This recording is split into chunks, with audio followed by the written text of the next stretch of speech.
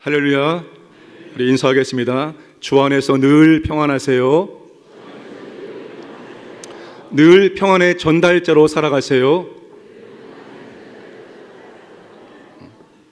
일본의 하루야마 시게로라는 작가가 있습니다. 이분은 건강에 대한 관심이 굉장히 많은 분입니다.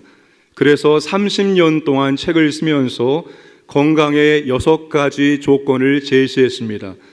사람이 건강하려면 이 6가지를 지켜야 한다는 것입니다. 첫째는 피곤하지 않게 하라. 둘째는 적절한 잠을 자라. 셋째는 식욕을 절제하라. 넷째는 화를 내지 말라. 다섯째는 두뇌를 계속적으로 사용하라. 마지막 6번째는 적당한 운동을 하라는 것입니다. 그런데 30년이 지난 후에 이분이 뇌내 혁명이라는 책을 쓰면서 정말 인간에게 필요한 것 6가지의 한 가지를 첨가했는데 그것이 바로 마음의 평안입니다. 이 마음의 평화가 건강에서 차지하는 비중이 무려 55%로 보았습니다. 그러니까 다른 것들이 잘 갖추어져 있을지라도 마음이 평안하지 않으면 건강을 해칠 수 있다는 것입니다. 사랑하는 광인의 성도님들의 삶과 마음은 어떠신가요? 평안하세요? 화평인가요? 샬롬인가요? 이쪽과 이쪽만 들리고 있습니다. 성경의 화평, 평화라는 말이 40회 정도 나옵니다. 화평, 평화는 성경 전체에서 언급되고 있는 중요한 개념입니다. 왜 이렇게 성경의 평화를 많이 말할까요? 이 세상에 평화가 없기 때문입니다. 평화라는 단어의 일반적인 의미는 전쟁을 하지 않는 상태 또는 다툼과 분쟁이 없는 상태입니다. 세계사에 전쟁이 없었던 때가 있었을까요? 세계사는 전쟁의 역사라고 말할 정도로 전쟁이 없었을 때가 없었습니다. 주전 36년부터 1968년까지 세상에는 14,533회의 알려진 전쟁이 있었습니다. 2차 세계대전 이후에 1945년에 평화를 위해서 후세들이 전쟁의 재앙에서 자유롭게 하기 위해라는 슬로건을 달고 유엔을 발족시켰습니다. 그런데 그해 1945년만 해도 70여 회의 전쟁과 200여 회의 국제적인 폭력 사태가 발생했습니다. 우크라이나와 러시아 1년 넘게 전쟁 중에 있습니다. 그 나라 국민들이 얼마나 피폐하고 얼마나 고통스러운 현장 가운데 있는지 모릅니다. 그런데 여러분, 우리나라 어떨까요? 우리나라는 진정으로 안전한 나라일까요? 평화로운 나라일까요? 작년 9월 8일 핵 선제 공격 전책을 법제한 북한이 2달 후에 발사한 미사일은 1953년 휴전 이래 처음으로 강원도 속초 앞바다에 떨어졌습니다. 작년 12월에는 북한 무인기가 서울 상공을 마음대로 휘저은 뒤 귀환했습니다. 여러분, 지금 한반도의 정세가 어떻게 돌아가고 있는지 아십니까? 한미일대 북중러의 신냉전 구도가 형성되고 있다고 분석을 하고 있습니다. 우리나라 현종했습니다. 언제든지 전쟁에 반발할 수 있는, 결코 전쟁에서 자유로울 수 없는 그런 나라가 바로 우리나라입니다. 사랑하는 광인의 성도님들, 이 세상에는 평화가 없습니다. 국가 간의 평화, 정치, 사회적인 평화, 가정의 평화, 마음의 평화를 원하지만 우리는 완전한 평화를 누리고 있지 못하고 있습니다.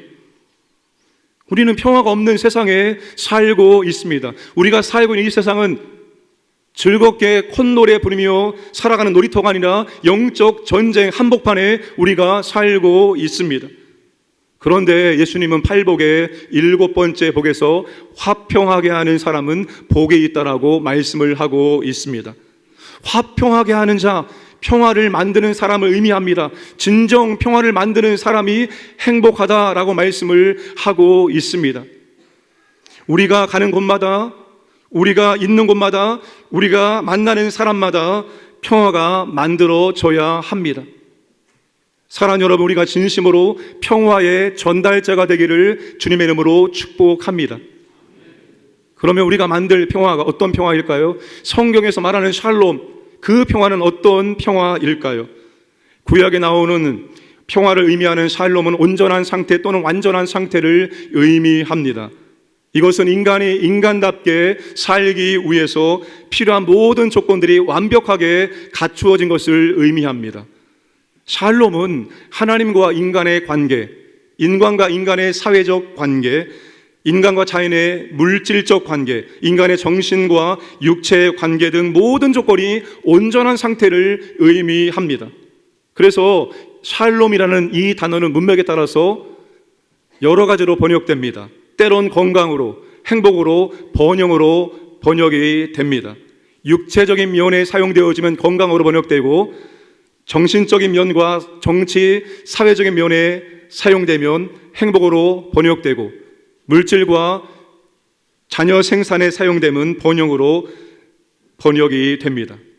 그런데 이 건강과 행복과 번영을 포함하는 샬롬이 이루어지기 위한 필요 조건이 있습니다. 진정으로 평화, 행복, 건강이 이루어지기 위해서 절대적으로 필요한 것이 무엇일까요? 그것은 하나님과의 올바른 관계를 맺는 것입니다. 건강도 행복도 부와 번영도 이 모든 것이 하나님이 우리에게 내려주시는 복이요 은혜이기 때문입니다. 하나님과 올바른 관계를 맺을 때만이 다른 모든 관계도 올바르게 온전하게 맺어갈 수 있습니다. 그러면 성경이 말하는 이 샬롬이 언제 있었을까요? 언제 이와 같은 완벽한 샬롬이 우리 가운데, 인류 역사 가운데 이루어졌을까요? 바로 에덴에서 이루어졌습니다. 에덴 동산은 완전한 샬롬이요 완전한 평화가 이루어진 곳입니다. 아담이 하나님과 아주 친밀한 교제를 했습니다. 하나님의 뜻이 무엇인지를 알고 하나님의 뜻에 온전히 순종했습니다. 하나님이 창조했던 모든 동물들을 아담이 적합하게 이름을 지었습니다. 동물들이 아담에게 순종했습니다. 그리고 아담은 돕는 배필 하와를 보자마자 뭐라고 그렇게 말했습니까? 아담이 하와를 보자마자 했던 그 아름다운 사랑의 고백이 무엇입니까? 이는 뼈 중에 뼈요 살 중에 살이로다. 지금도 여전히 여러분의 남편에게 아내에게 이렇게 사랑의 고백을 하고 계시죠? 어찌 아멘을 하지 않으십니까? 여러분, 에덴 동산 하나님과 인간의 관계, 인간과 인간의 관계, 인간과 자연의 관계, 자신의 관계가 온전한 관계, 온전한 샬롬이 이루어진 상태입니다. 그런데 이 샬롬이 죄가 들어옴으로 깨지게 됩니다. 죄를 지은 후에 아담과 하와는 여호와 하나님의 소리를 듣고 하나님의 낯을 피하여 나무 뒤로 숨어 버립니다. 하나님과 친밀한 교제했던 아담이 하나님이 찾아오시니까 두려워서 하나님을 피했습니다. 아름다운 사랑을 고백을 했던 아담이 하나님이 주신 여자 때문에 내가 선악과를 따먹었다고 변명을 하게 되어집니다. 땅은 저주를 받아 가시덤불과 엉겅퀴를 냅니다. 여러분, 죄가 평화를, 샬롬을 깨뜨렸습니다. 이 죄가 이제는 하나님과 인간을 원수 관계로 만들었습니다. 인간과 인간과 자연의 모든 관계를 적대 관계로 만들었습니다. 여러분, 우리나라 남부지방에 지금 심한 가뭄 때문에 굉장히 어려움을 겪고 있습니다. 이제 자연이 우리를 공격을 하고 있습니다. 모든 관계가 적대 관계로 변했기 때문입니다. 그래서 죄 많은 이 세상에는 온전한 완전한 평화가 이룰 수가 없습니다. 다만 잠깐 동안 우리가 불완전한 평화를 누릴 수 있는 것 뿐입니다. 사랑하는 성도님들, 우리가 만들어야 될 샬롬, 평화, 어떠한 평화일까요? 어떠한 샬롬일까요? 우리가 진심으로 만들어야 되는 샬롬과 평화는 모든 관계의 회복입니다. 에덴의 회복입니다. 성경은 에덴으로 시작해서 에덴으로 마칩니다. 계시록에 보시면 죄로 망가진 그 에덴이 다시 아름답게 회복되는 모습을 우리에게 보여주고 있습니다. 우리가 만들 평화는 에덴의 회복, 모든 관계의 회복입니다. 전쟁과 다툼과 분쟁이 없다면 진짜 샬롬이 평화가 이루어지는 것일까요? 위장된 평화가 있습니다. 겉으로는 아무런 문제가 없는 것처럼 다툼과 분쟁이 없지만 관계는 좋지 않다는 것입니다. 분쟁은 없지만 얼굴도 보지 않고 말도 하지 않는다면 그것은 샬롬이 아닙니다. 가정 안에서, 교회 안에서, 일가 친척 가운데 여러분 그런 관계 있습니까? 말도 하지 않고 전화도 하지 않는, 그래서 겉으로는 평화롭게 보이지만 위장된 평화를 갖고 있는 것입니다. 그 사람 만나게 되어지면 내 속에서 전쟁이 일어나게 되는 것입니다. 모든 관계 회복이 있을 때 전쟁도 다툼도 분쟁도 사라지게 됩니다. 우리가 이룰 진정한 평화는 모든 관계의 회복입니다. 오늘 우리가 이러한 평화를 만들어 낼 수 있을까요? 모든 관계 회복을 우리가 만들어낼 수 있을까요? 결론부터 말씀드리면 우리는 절대로 이러한 모든 관계 회복을 만들어낼 수 없습니다. 우리 작년에 부흥의 강사로 모셨던 화정 목사님이 산상설교에서 이런 이야기를 하셨습니다. 하나님께서 하나만 골라서 제대로 사랑해보라고 짝지어 준 사람이 바로 부부 관계라는 것입니다. 둘도 아니고 딱 한 사람 붙여줬는데 붙여주신 순간부터 눈이 열리면서 전에는 자신이 괜찮은 사람이라고 자부했는데 짝이 옆에 붙는 순간 자기를 정확하게 보는 눈이 열리게 된다는 것입니다. 그 한 사람조차 제대로 사랑할 줄 모르는 형편없는 자신의 모습을 그제서야 보게 될 수가 있다는 것입니다. 그 한 사람하고도 평화롭게 살기가 얼마나 어려운지를 절감하게 된다는 것입니다. 그러면서 말씀하시는 것이 안 다투는 부부는 위장된 평화를 유지하고 있을 뿐이라고 말씀을 하고 있습니다. 여러분 다들 공감하시죠? 지금 내 옆에 있는 그분이 이 전 세계에서 수많은 남성과 여성 가운데서 내가 보고 내가 가장 좋다고, 내가 가장 사랑한다고 여겼던 그 사람을 만나서 우리가 함께 부부가 된 것입니다. 그런데 우리가 그 한 사람조차도 사랑하기가 버겁고 그 한 사람하고도 평화의 관계를 유지하기가 매우 어렵다는 사실입니다. 이제 갓 결혼하신 분들은 허니문 기간을 통과하면 이제 그런 것들이 보여서 다툼과 갈등이 생기게 될 것입니다. 그럴 때 내가 잘못 선택했나 그런 생각을 갖지 마시기 바랍니다. 원래 그런 것입니다. 10년 정도 살아보면 이제 조금 맞춰지게 되어집니다. 그러니까 10년 동안은 입 다물고 무조건 인내하시기를 부탁을 드립니다.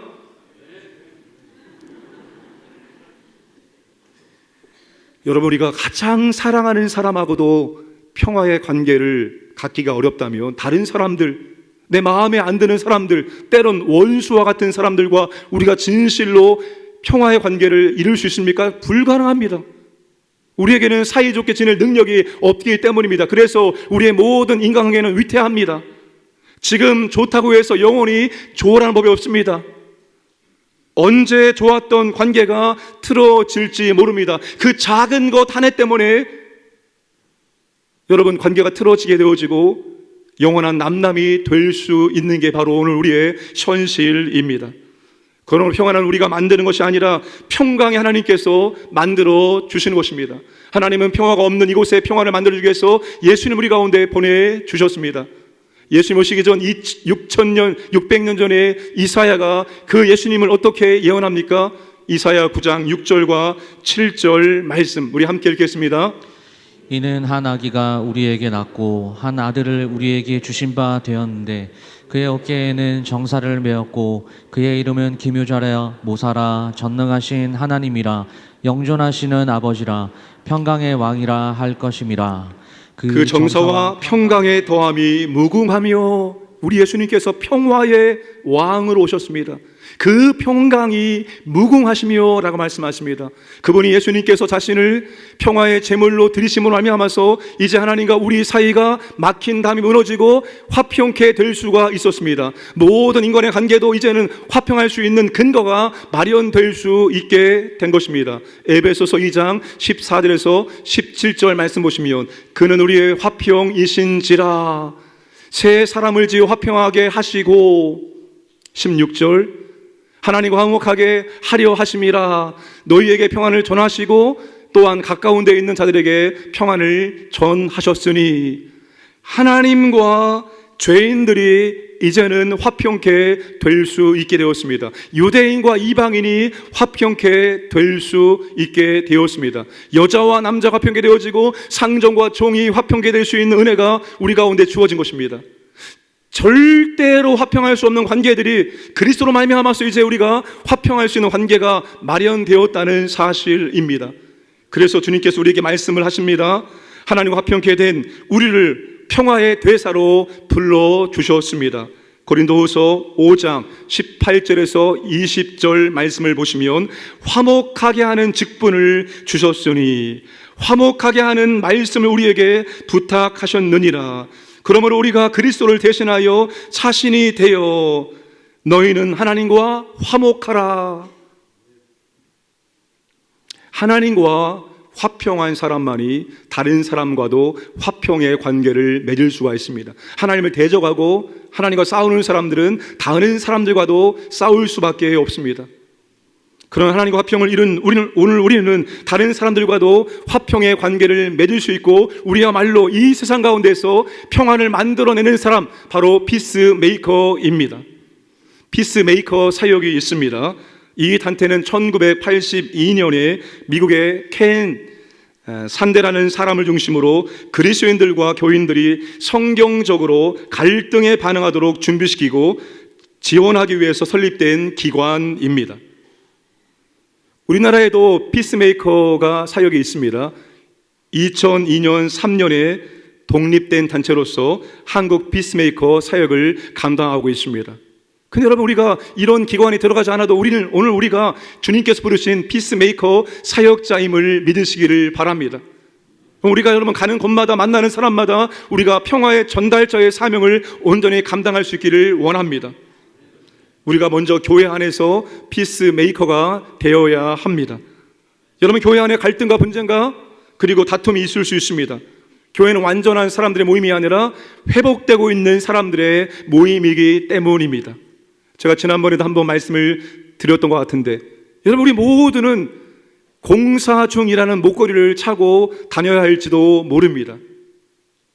나는 그리스도 안에서 아직도 공사 중입니다. 아직도 회복 중에 있습니다. 그러니까 조심해서 피해 가시기를 바랍니다. 이런 의미입니다. 갈등 자체가 잘못된 것이 아닙니다.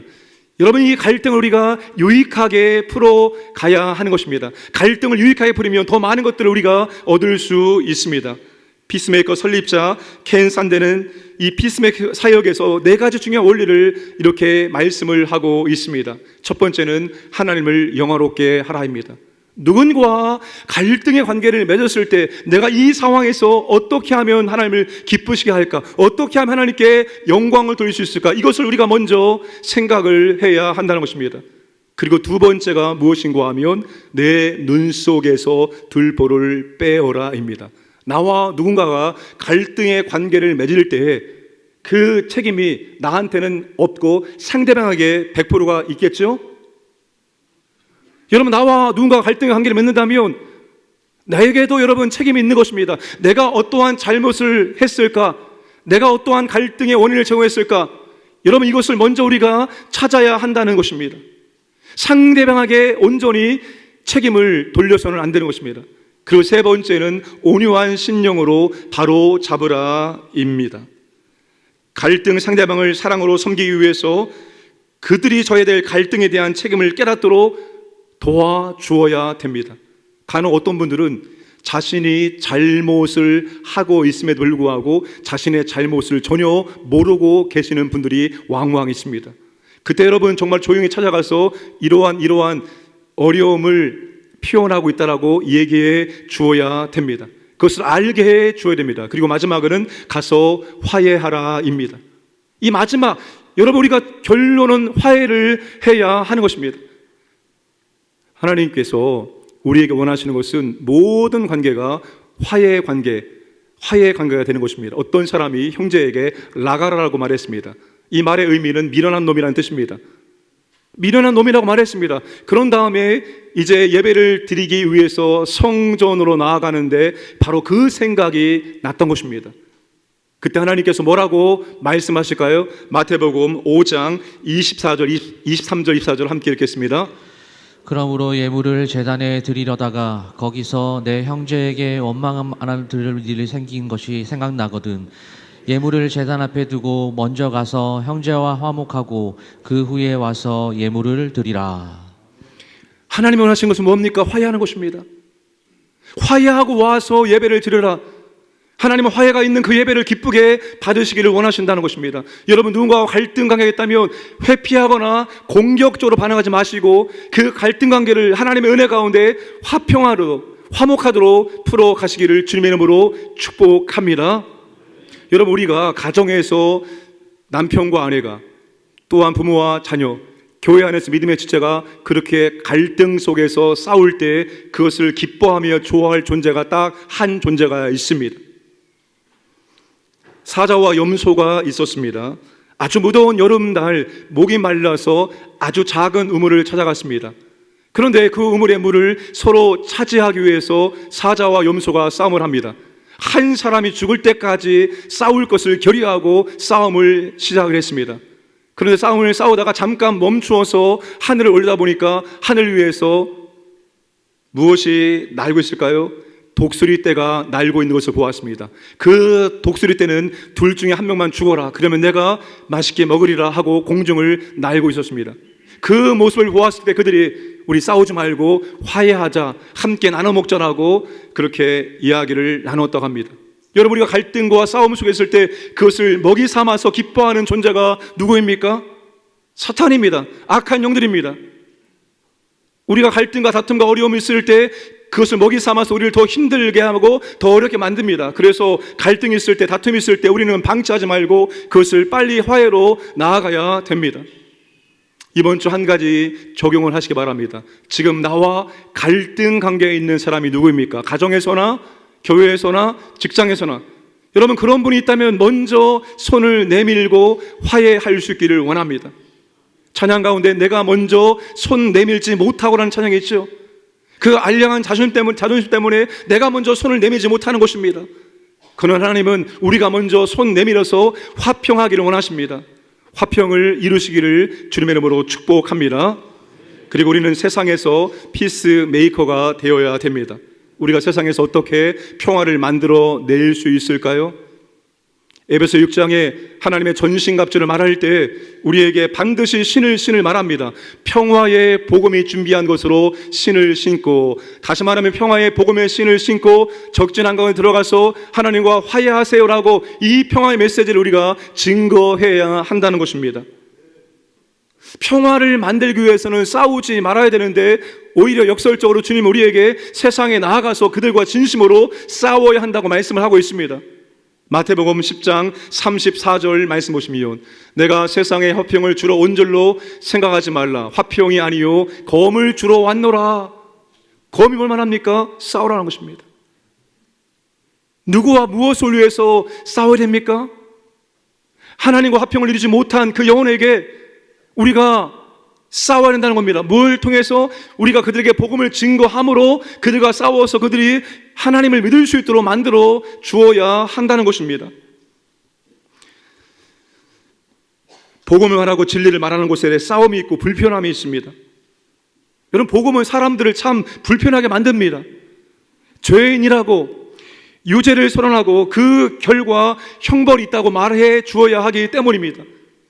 천국이 없다라고 말하는 사람, 지옥이 없다라고 그렇게 말하는 분들에게 당신이 만약 예수님 안 믿고 죽으면 지옥에 가게 됩니다 라고 말하면 굉장히 화를 냅니다. 불편합니다. 지옥이 없다라고 그렇게 확신하면서도 이런 말을 하면 굉장히 싫어합니다. 그들의 마음속에 이미 지옥이 있지만 지옥을 밀어내고 있을 뿐입니다. 복음만 할 때 사람들은 피합니다. 불편합니다. 때론 관계가 불편해지고 멀어지고 깨어질 수가 있습니다. 간혹 어떤 분들은 지금의 이 위장된 평화가 계속 지속되기를 원해서 일부러 복음을 증거하지 않는 경우도 있습니다. 지금 너무나 관계가 좋은데 굳이 이분에게 복음을 증거해서 긁어 부스러 만들 이유가 뭘까? 그래서 복음을 전하지 않는 경우도 왕왕 있습니다. 그러나 그것은 위장된 평화의 관계라는 사실을 이해하시길 바랍니다. 사도 바울이 가는 곳마다 항상 소요가 일어나게 되었습니다. 사도행전 15장 24장 5절 말씀 보시면 우리가 보니 이 사람은 전염병 같은 자라 천하에 흩어진 유대인을 다 소요하게 하는 자요 나사렛 이단의 우두머리라. 사도 바울이 가는 곳마다 소요가 일어나게 되었습니다. 위장된 평화 속에서 평안하게 살고 있는 사람에게 복음이라는 폭탄을 던졌기 때문에 사도 바울이 가는 곳마다 그런 소요가 일어나게 되었던 것입니다. 사랑하는 여러분, 평화의 복음을 말하고 복음으로 우리는 싸워야 합니다. 그래야지만 평화가 이 땅 가운데 이루어지게 됩니다. 하나님과 평안하게, 하나님과 화목하게 만들 때만이 이 땅에 평화가 임할 수 있습니다. 그러므로 여러분, 이 평화의 복음을 증거할 수 있기를 주님의 이름으로 축복합니다.